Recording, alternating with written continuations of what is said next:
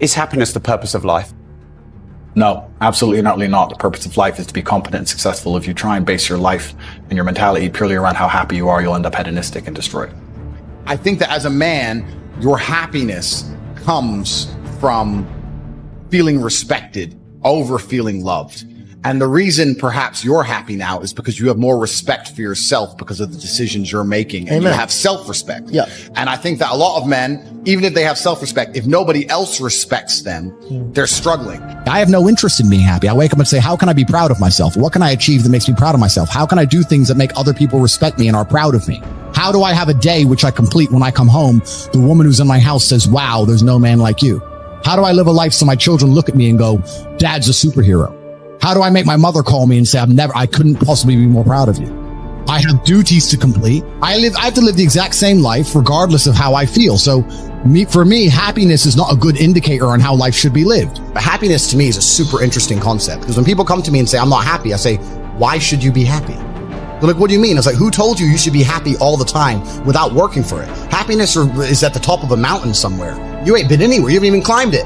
Nobody cares about men being happy. We talk about women being happy. We want children to be happy. If you look at a full-grown man on Christmas morning, he's smiling because his wife is smiling. He's smiling because his children are smiling. Nobody even buys him anything. What do they buy the dad? Socks? Nobody cares about men being happy. So why do you as a man care about you being happy? That's how you're going to fall into these traps.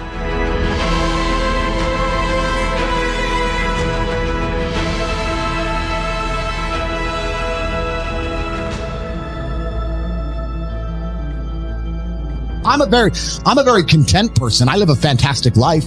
I'm not miserable or depressed. I'm not sad ever, but I don't wake up and go, I want to be happy today. No, sir. I wake up and say, okay, things must be done. And those things will be completed regardless of how I feel. Regardless of how I feel. You can lock me in a dungeon for an unknown amount of time in Romania, and I will still complete as many push-ups as I can possibly do in the dark by myself. What else am I going to do? Sit there and be sad? Happy or sad? The push-ups must be done. It's called duty. It's called honor. It's called pride. So I'm asking you why you don't have them. You could be a genuine force for good in the world. And you know what's funny? The funniest thing, the most ironic thing about all of this is that if you don't prioritize happiness and you prioritize feeling proud of yourself, you end up happy by extension. I'm happy because I'm proud of myself because I have a fantastic life and mansions and supercars and money, most famous man in the world, thousands of love letters a week from beautiful women. Of course I'm happy, but I didn't ever choose to try and be happy. If I would have chosen to try and be happy, I would have never ended up happy.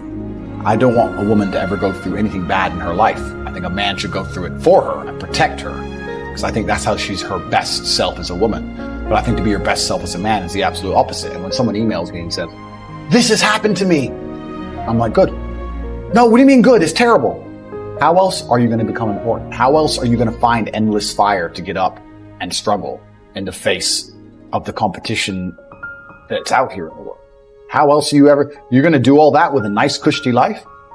If any man's honest with himself, think about the biggest transformative stages in your life. Think about the times you got the most work done. It was a bad part of your life.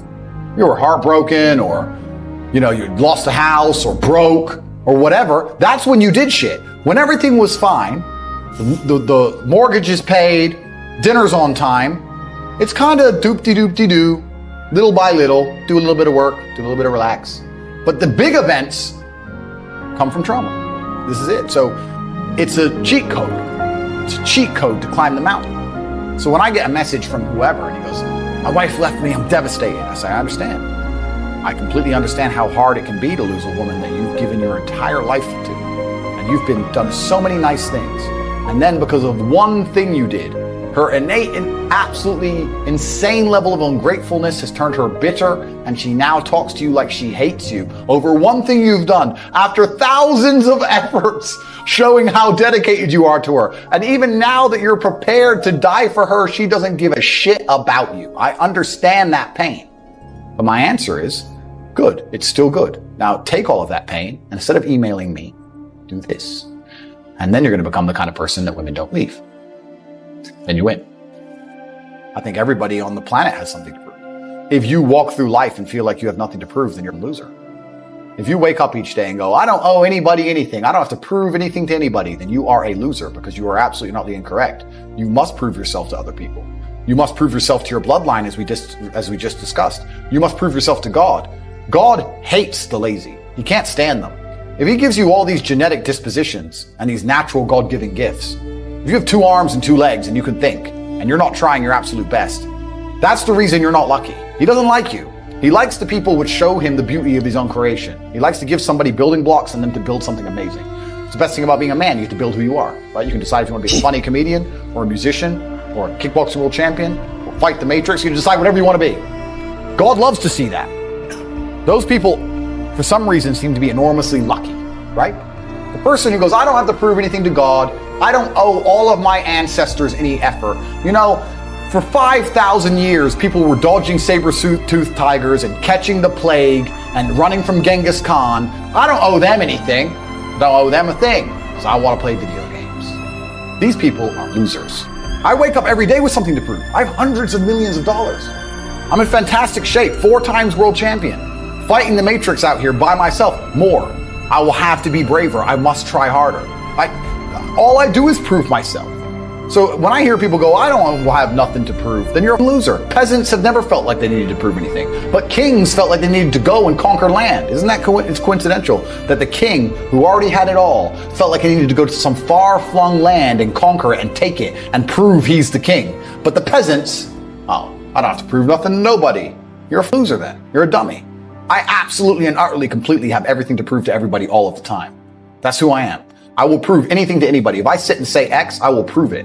Happiness is the number one thing that must be earned. And I'll tell you that my happiness is based on very real world achievements. I couldn't be happy if I was broke. I couldn't be happy if I was obese. I couldn't be happy if I was lonely. I couldn't be happy if I wasn't respected. I couldn't be happy if I couldn't whoop a dude's ass. I couldn't be happy in those scenarios, so I made sure none of them scenarios came true. I have earned my happiness via hard work. It's the top of a mountain which I have climbed. I deserve it. I deserve to go to sleep with a smile on my face. Yes, that's what I can deserve. And every single guy who hasn't got it probably doesn't deserve it. The universe is very giving and very fair. People seem to think that the world is unfair, and those are all the same people who tell themselves they're unlucky. I actually believe the opposite. I believe the universe is a very giving place. I believe God is a very giving being, and that the world, all in all, generally balances out and is pretty fair. If you're the kind of person who deserves a good life and works their ass off and genuinely wants it and tries very hard, guess what you get 99% of the time? A good life. And if you're the kind of person who doesn't really deserve it, slacks 3 days a week, a little bit lazy, he snakes his friends, talks behind people's back, blah, blah, blah, guess what? Your life ain't all that good. The universe is pretty fair and pretty balanced. I've yet to meet somebody who gets up every day, does what they're supposed to do, works hard, goes to the gym, then goes to work, does their best, makes their money, looks after it, is sensible, doesn't blow it, etc., who then fails. I've never met anybody who fails when they do all the right things. The universe is a very fair and giving place, all in all. There are very few exceptions to that. So when I see somebody who doesn't have the success they want, especially when I see, let's say, a group of people who don't have the success they want, there's no way you're all exceptions to that rule. You may want something, but you certainly don't deserve it, and that's why you don't have it. You shouldn't wake up and say, how happy am I today? How does that affect how I act? That's not how I operate. I wake up and say, what must be done? What will allow me to be proud of myself? What will allow me to achieve? And those things will be done regardless of how I feel. And that's how the most successful people on earth all operate. The most successful people on earth don't only do things because they feel happy about doing them. If you never make a mark on the world, then you effectively never existed. And when you're gone, nobody will care. And that's very important because you have a duty to your ancestors and you have a duty to God. So you must make a choice. And this is a genuine choice for you people at home. Do you want to live in obscurity forever and be invisible and not matter and have an easier life? I would argue that it's not easier because in your heart and in your soul, you're going to feel guilty knowing you could have been something you're not. Or do you want to try your absolute best and struggle and suffer every day of your life, paying the rent for all of the amazing things around you? We pay endless rent. We pay rent for our bodies. We pay rent for our relationships. We pay rent to keep our kids. We pay rent to keep our business. We pay rent to keep our freedom. Every single day is work to pay the rent. It's absolutely never ending, and you have to make that choice. So if you have a pen and paper in front of you, you need to decide, do you want to be invisible with a lower rent bill, or do you want to be important and work hard and suffer to make sure that the rent is paid? It's a choice you must make, and it's binary, and you must be extremely dedicated towards the decision you finally make.